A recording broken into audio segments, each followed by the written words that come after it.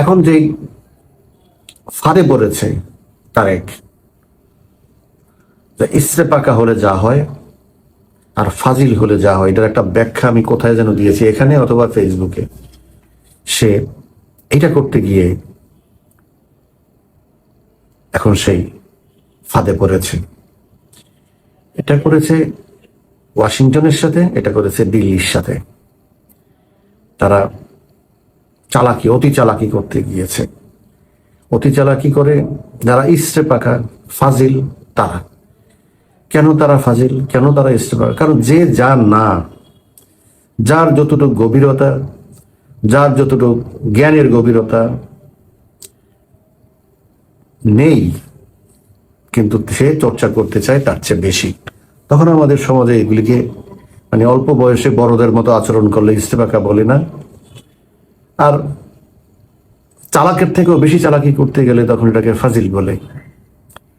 এরকম কিছু কাজ তারা ইতিমধ্যে করেছে। যারা আমাকে সবসময় শুনেন, তারেক যখন চীনে গিয়েছে, এই চীনের সাথে এইটা দিয়েছে, ওইটা দিয়েছি, এটা দিচ্ছি, মানে একটা বিরাট কিছু করে ফেলতেছে। এটা নিয়ে মানে দুনিয়া, আমেরিকা পাত্তা দিলাম না, ইন্ডিয়া পাত্তা দিলাম না, চায়না নিয়ে একদম। তখন কিন্তু আমি বলেছি, যদি কেউ কারো স্মরণে থাকে, অনেকে আছে, আমি মন্তব্য মাঝে মাঝে দেখি, মাঝে মাঝে কি প্রায়ই দেখি এবং চেষ্টা করি পড়ার। সেখানে আমি অনেককে দেখেছি তাই বলে যে আমি আপনার সবগুলো এপিসোড পর্ব আমি দেখেছি। আমি তাদেরকে আবার ধন্যবাদ জানাই যে আমি কিছু লোকের বা কিছু মানুষের, কিছু ব্যক্তির অ্যাটেনশন ড্র করতে পেরেছি। তারা সবসময় আমার কথা শুনেন, এজন্য আমি তাদেরকে আন্তরিক ধন্যবাদ এবং কৃতজ্ঞতা জানাচ্ছি। তারা নিশ্চয়ই খেয়াল করবেন বা মনে থাকতে পারে যে আমি এই কথাটা বলেছিলাম যে ওয়াশিংটন চাইলে, মানে আমেরিকা চাইলে তারেককে এখনই বন্ধ করে দিতে পারে, স্টপ করে থামিয়ে দিতে পারে, যে চীনের সাথে এটা করবো না, চীনের সাথে এটা করবো না, চীনে যাবা না, এমনকি বা যাই করো একটা রেড লাইন টেনে দিতে পারে। কিন্তু সেটা তারা করেনি, ইচ্ছা করেই করেনি, কারণ তাদের কাছে সেই ক্ষমতা আছে। শুধু এগ্রিমেন্ট যে করছে গোলামির তাই না, তাছাড়াই তারা যাকে খুশি তাকে যা খুশি তা কয়েকটা দেশ ছাড়া বলে ফেলতে পারে, করে ফেলতে পারে। অনেককে বলে আর অনেককে সেটা কাজে লাগে না, যেমন রাশিয়া চীনের বেলায়, উত্তর কোরিয়ার বেলায়, ইরানের বেলায়, কিউবার বেলায়। এরকম অনেক দেশ আছে যারা এই তার কথা অতটা গুরুত্ব দেয় না বা শুনে না সব, কিন্তু তাদেরকে তারপরেও বলে। আর বেশিরভাগ দেশই, অধিকাংশ দেশই পৃথিবীর, তারা বলার আগে তারা যেন কিছু না বলতে পারে বা রাগ না হয়, নাখোশ না হয়, সেই জন্য তারা সদা তৎপর যে তাদের। আর বেশ কিছু দেশ আছে, ইউরোপ সহ অন্যান্য দেশ জায়গায়, বিশেষ করে ইউরোপে, যে তারা বললে পরে তখন তারা সমীহ করে বা শোনে। বা সবাই না, কয়েকটা দেশ আছে তারা এগুলি শুনতেই যাচ্ছে না। যেমন তার মধ্যে উল্লেখযোগ্য হলো স্পেন। এরা তাদের স্বার্থ বিরোধী, তাদের নীতি বিরোধী, আদর্শ বিরোধী বা তাদের পলিসি বিরোধী কিছু হলে তারা, আমেরিকা বললেও তারা শুনে না। তারা সেই ব্যাপারে আপনারা ইদানিং দেখেছেন, গাজার ব্যাপারে তাদের সিদ্ধান্ত, প্যালেস্টাইনের স্বাধীনতার স্বীকৃতি দেওয়ার সিদ্ধান্ত, ইরানের আক্রমণ করার সিদ্ধান্ত। ইরানে আক্রমণ করতে গিয়েছে, সেখানে তাদের এয়ারওয়েজ, এয়ার স্পেস, তাদের ওখানে একটা আছে, বিমান ঘাঁটি আছে স্পেনে আমেরিকার, সেটাকেও তারা ব্যবহার করতে দেয়নি ইরানকে আক্রমণ করার জন্য, অ্যাটাক করার জন্য ওখান থেকে। এমনকি তাদের এয়ার স্পেস পর্যন্ত তারা ব্লক করে দিয়েছে, ক্লোজ করে দিয়েছে for American aircraft to attack Iran. So আছে এরকম দেশ, মানে ন্যাটোর মধ্যে, স্পেন তো ন্যাটোর, তো তাদের মধ্যে এরকম দেশ আছে, তারা এগুলো সবসময় শুনে না। বাট বাংলাদেশের ব্যাপারে প্রেক্ষাপটটা ভিন্ন। বাংলাদেশে একে তো হলো গোলামির চুক্তি করা, আর তাছাড়া হলো এই সরকারগুলোকে, ইউনুস, তারেক, এদেরকে তো তারাই এনে বসিয়েছে, তো তাদের কথাই তো শুনতে হবে।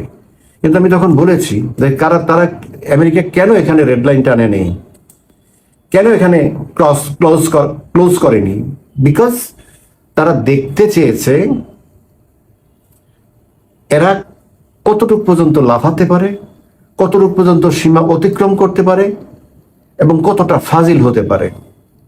অতি চালাক বলবো না, কতটা ফাজিল হতে পারে, এটা দেখার জন্য। যে তোমাকে আমি উঠে আনলাম লন্ডন থেকে, তোমাকে আমি উঠে আনলাম প্যারিস থেকে, তুমি আইসা, তোমরা তো এমন তো বলারই তো দরকার নাই, তুমি তো জানো যে চায়নাকে আমি পছন্দ করি না আমার, এবং ওদের অফিসিয়ালি যে report, yearly report, number 1 enemy হচ্ছে চায়না, আগে ছিল রাশিয়া, এখন রাশিয়া 2 নম্বরে আসছে, চায়না 1 নম্বরে গিয়েছে আমেরিকার। তো এইসব দেখেই তো একটা পলিসি যারা মেকিং করে তারা তো চিন্তা করে যে যার সাথে আমি ঘনিষ্ঠ সম্পর্ক রাখতেই হবে বাধ্যতামূলক, তার কোথায় কোথায় রিজার্ভেশন আছে। এটা তো খুব স্বাভাবিক, সেটা জেনে শুনে। যার জন্য আমেরিকা, আমি তো আপনাদের বলেছি যে ক্রিস্টেনসেন তো এখানে আছে বসা, সে যাচ্ছে সবার সাথে কথা বলতেছে, কিন্তু সে চাইলেই তো বলে দিতে পারে পররাষ্ট্রমন্ত্রীকে ডোন্ট মুভ টুয়ার্ডস চায়না, এটা এটা এটা করবার, কিন্তু করেনি। তারা দেখেছে, দেখতে গিয়ে দেখেছে যে তাদেরকে গলার থেকে রশি নামালে, মানে গরু ছাগল আছে না, যে গলার থেকে রশি ছেড়ে দিলে অন্যের ধান, অন্যের খেতে ফসল খায়, অন্যের গাছ খেয়ে ফেলে, এটা করে, এটা নষ্ট করে, এটা করে। তো এরা সেটা প্রমাণ করেছে যে এদেরকে সবসময় রশি লাগায় রাখতে হবে বা খুঁটার মধ্যে রাখতে হবে। খুঁটা করে না গ্রামে, খুঁটা মাটিতে পুঁতে ফেললে বা সে ওই সীমানার বাইরে আর যেতে পারে না, ওই যতটুক দেওয়া আছে অতটুকের মধ্যেই সে থাকতে হয়, তাই না? তো খুঁটা ছেড়ে তাদেরকে দেখানো হলো, বুঝতে চাইলো এবং তাদেরকে প্রমাণ করতে চাইলো যে তোমরা কতটা ফাজিল, যে তোমাদেরকে একটু কিছু না বললাম, একটু স্বাধীনতা দিলাম, অমনি তোমরা রেড লাইন ক্রস করে ফেলছো। আর চীন কি করেছে? চীনের তো খেয়াল হলো যে ও যখন ওর সাথে গোলামি চুক্তি করেছে, ও যে একটা নটোরিয়াস গোলাম, ওর যে একটা ডিসঅবিডিয়েন্ট একটা গোলাম এবং ক্লেভার, এটা আমি প্রমাণ করে দেব যাতে ওর গোলামি আর মনিবের গোলামের সাথে সম্পর্কটা খারাপ হয়ে যায়। চায়নার এখানে কি? চায়নার এখানে কোনো স্ট্র্যাটেজিক কোনো ইন্টারেস্ট নেই, নাথিং, জিরো, জাস্ট জিরো। চায়নার এখানে হলো, চায়না আমাদের কি বন্ধু? না, চায়না কখনোই আমাদের বন্ধু ছিল না, এখনো চায়না আমাদের বন্ধু না। চায়না আমাদের ব্যবসায়িক অংশীদার, লেনদেনের বিষয়ে। চায়না আমাদের সাথে হিসাবের সম্পর্ক, সে কি দিল, কি নিল, কি দিবে, কি নিবে, লেনদেনের হিসাব। তাদের সাথে আমাদের হিসাবের সম্পর্ক, কোনো বেহিসাবি সম্পর্ক না। তার সাথে আমার কোনো কৌশলগত কোনো সম্পর্কও নাই।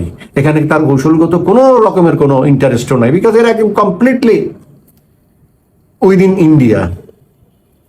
সো এইরকম একটা জায়গার সাথে তারা কোনো ক্যাসেল করতে, ইন্ডিয়ার সাথে তারা গায়ে পড়ে কোনো শত্রুতা করতে না। India is the largest market for China after America, যেখানে 150 বিলিয়ন ডলারের উপরে, 160-170 বিলিয়ন ডলারের উপরে এক্সপোর্ট করে চায়না ইন্ডিয়াতে।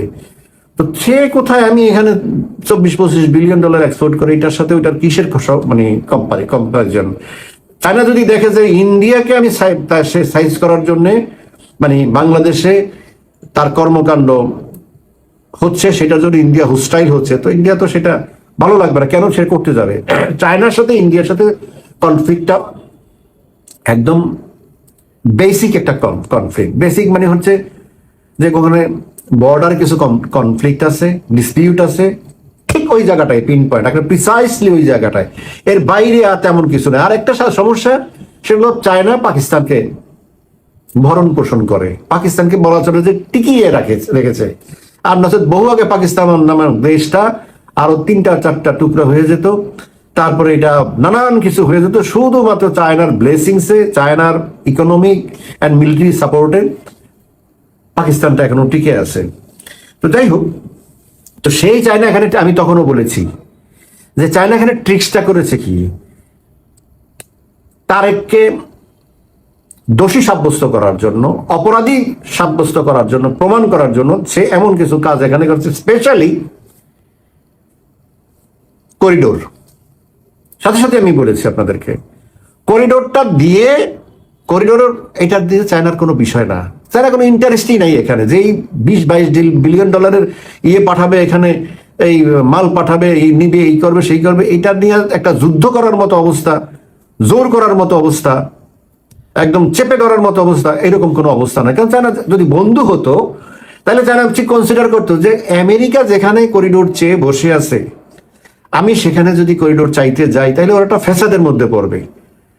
আমি আমার বন্ধুকে কেন আমি ফ্যাসাদের মধ্যে ফেলবো, কোনো ঝামেলার মধ্যে ফেলবো? কিন্তু না, যেহেতু বন্ধু না, সেহেতু সে এই গ্যারাকলের মধ্যে আটকে দিয়েছে বাংলাদেশকে, যে আমাকে করিডোর দিতে হবে, এখান থেকে মায়ানমার হয়ে এখান দিয়ে আমি একদম কুনমিং যাব। কি এক অবস্থা! এটা দিতেই হবে। এবং এই যে চাইনিজ অ্যাম্বাসেডার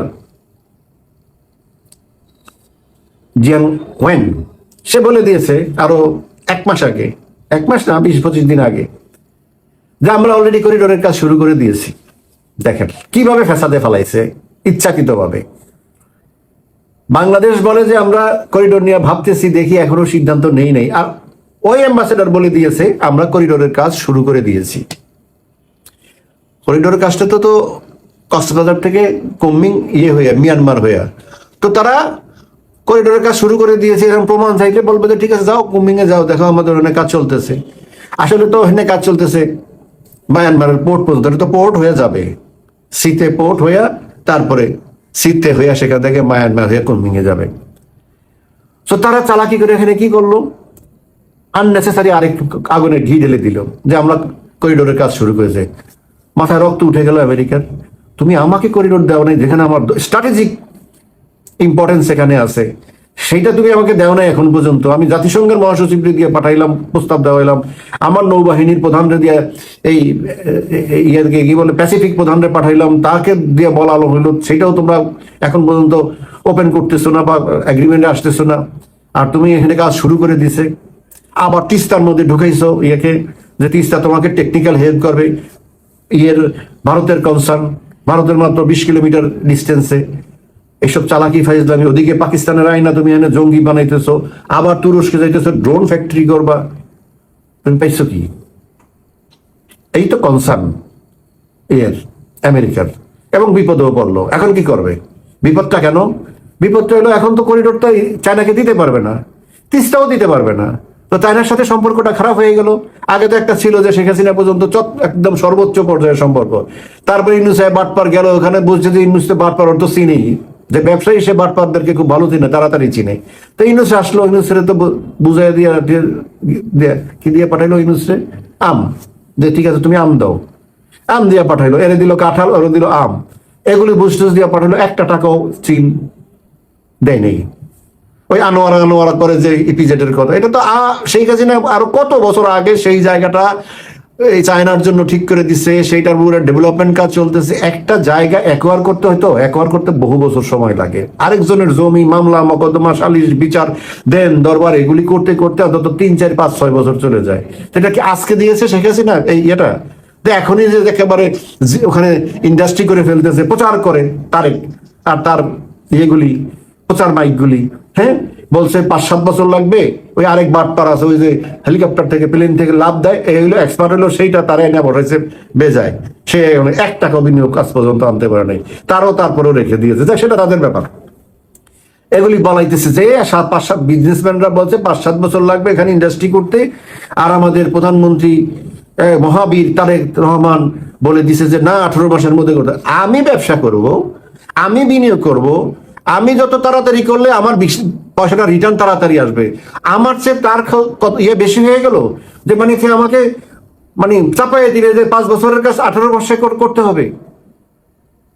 মানে এই দেশের মানুষকে তারা মনে করে কি এতটা স্টুপিড যে ওরা যা বুঝবে আর বাংলাদেশে আর কোনো দ্বিতীয় লোক নাই যে সেটা বুঝার।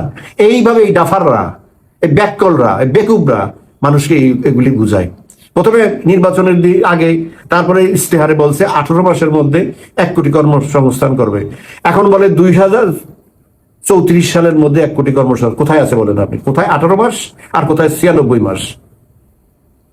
1 লাফে চলে গেল, 96 মাস লাগবে। তো তুমি কিভাবে থাকবা 34 মাস পর্যন্ত? কোথায় থাকো? তোমার দুনিয়াতে নাকি চাঁদে নাকি আকাশে নাকি কোথায় নাকি আল্লাহ নিয়ে যায় নাকি কে কি করে, তা তো ঠিক নেই। সে 34 সাল পর্যন্ত বলে দিচ্ছে, এখন বলে 34। তো এরা এইরকম একটা বাটপারি ধান্দাবাজি ধোকাবাজি করে এখন সেই জন্যই এই যে বাটপারি গুলি করতেছে, ধোকাবাজি করতেছে, শর্ট প্রতারক এরা পুরোপুরি এখন ধরা পড়ে গেছে ইন্ডিয়া এবং আমেরিকার কাছে এবং চায়নার কাছে। পৃথিবীর সবার কাছে তারা ধরা পড়ে গেছে যে তারা আসলেই একটা বজ্জাতের হাড্ডি। এদেরকে বিশ্বাস করা, এদের সাথে কথা বলাও সমস্যা। কারণ এদের সাথে আপনি কথা বলবেন এক রকমের, এরা আরেকজনের লাগাবে যায় আরেক রকমের, যে আমার তো মুখে এইটা বলছে। এই ধরনের খারাপ প্রলোভ এই এন্টার টিমটা, তার নেতৃত্ব দিতেছে এই ডাফার তারেক। এখন গৌর আসছে, আইসা তো প্রথমে ধমকানি দিবে ওই এই যেগুলি আমি বলছি এগুলি নিয়ে, এবং এখন চাপ দিবে তুমি আমার করিডোরের ব্যবস্থা এখন করো, না তোমার আমি এখান থেকে প্যাক করে নিয়ে যাবো। মাদুরকে যেভাবে উঠে নিয়েছি তার তো বিরুদ্ধে FBI এর এলিগেশন আছে, মানি লন্ডারিং অমুক সেমুক। মানি লন্ডারিং আপনি ইন্ডিয়ার সাথে করলো, এটা আমেরিকা বলতে পারে যে এটা তার সিকিউরিটি কনসার্ন।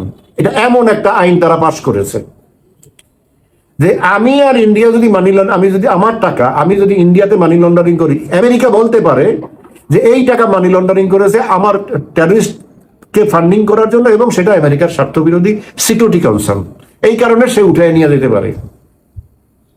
তো মানি লন্ডারিং এর সমস্যা আছে, অস্ত্র চোরাচালানের জন্য মামলা সাদা হয়েছে তার, তো অনেক ঝামেলায় তো আগেই সে জড়ানো আছে। তো যখন তখন তারে উঠে না, সে তো এখন পলানের থেকে আরেক রিস্কের মধ্যে পড়ছে, তাকে মাদুরের মতো নাকি উঠে নিয়ে যায়, সেটাই এখন বড় চিন্তার বিষয় হয়ে গেছে। প্রধানমন্ত্রী আগামী কি করবে সেটা তো দূরের কথা, এখন কি তাকে পালাইতে সুযোগ দিবে? লন্ডন থেকে নিয়ে আসছে, আবার লন্ডনে ব্যাক টু লন্ডন প্যাকেট আবার পার্সেল করে দিবে, নাকি তাকে উঠে সোজা নিয়ে যাবে মাদুরের মতো হ্যান্ডকাপ দিয়া? যদি সে টেরিবেরি করে ঠিক মতো, আর টেরিবেরি বেশি করতে গেলে পাবলিক ধরবে। একে তো গোলামের চুক্তির জন্য পাবলিক ফুসে আছে, তারপরে এখন করিডোর দিতে গেলে আরো আবার আসতেছে প্রধানমন্ত্রী শেখ হাসিনা তার হিসাব নিকাশ বুঝে নেওয়ার জন্য। তো সব মিলে আল্লাহর গজব। এরা দেশটাকে, দেশের মানুষকে যে পরিমাণ কষ্ট দিয়েছে, যে পরিমাণ নির্যাতন করেছে, বলছি না দুইটা বিচার, একটা ন্যাচারাল জাস্টিস, আরেকটা হলো হিউম্যান জাস্টিস। হিউম্যান জাস্টিস হলো পাবলিক জাস্টিস, সেটার যে কত করুণ অবস্থা। ন্যাচারাল জাস্টিস তো হয়তো দেখা গেল এক জায়গায় অ্যাক্সিডেন্ট হয়ে মরে গেল, পড়ে গেল, হাত পা ভেঙে গেল, কিছু না কিছু হলো একটা হলো।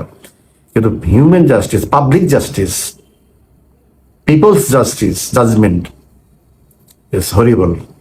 বহু লোক এই পৃথিবীতে জনরোষের মুখে পড়ে কি করুণ দশা হয়েছে। এখন আমাদের সেটাই দেখার বিষয়, তারেক জিয়ার কপালে বা তারেক জিয়ার ভাগ্যে কি আছে সামনের দিনগুলিতে। খারাপ যে আছে তাতে বিন্দুমাত্র কোনো সন্দেহ নেই।